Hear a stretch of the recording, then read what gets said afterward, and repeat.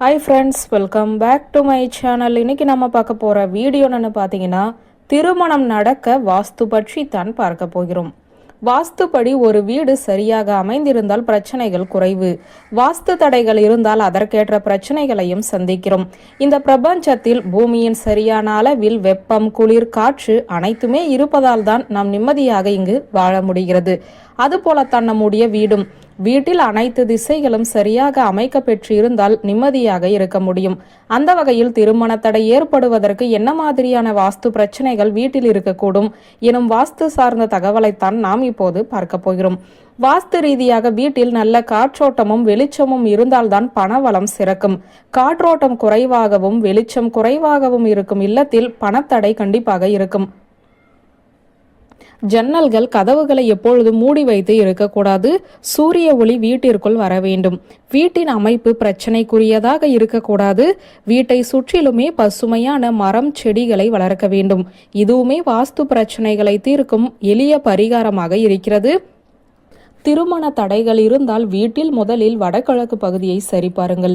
வடகிழக்கு பகுதியில் கழிவறை அல்லது பூஜை அறை அமைந்திருக்க கூடாது. அப்படி அமைந்திருந்தால் கண்டிப்பாக அதனை மாற்றி அமைக்க வேண்டும். அதுபோல அந்த பகுதி நீண்டு போய் இருக்கக்கூடாது. சரியான அளவில் அமைக்கப்பட்டு இருக்க வேண்டும்.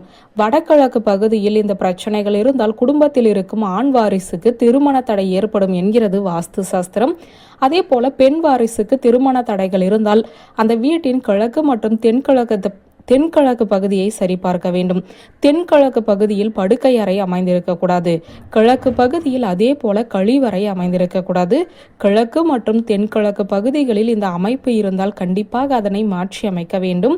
இல்லாவிடில் அந்த வீட்டில் பெண் வாரிசுகளுக்கு திருமணத்தில் தடைகள் ஏற்படும்.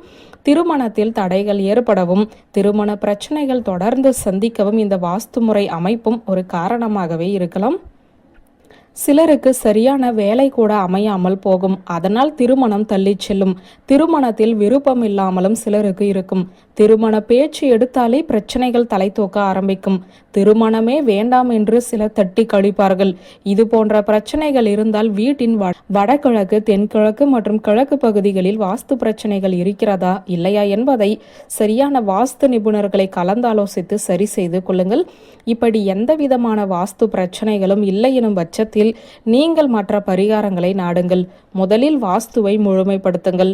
வாஸ்து உங்கள் மகன் அல்லது மகளின் எதிர்காலத்திற்கு நல்ல தீர்வை கொடுக்க இந்த டிப்ஸ் உங்களுக்கு உதவியாக இருக்கும் என்று நம்பி இந்த வீடியோவை நிறைவு செய்கிறேன். நன்றி, வணக்கம்.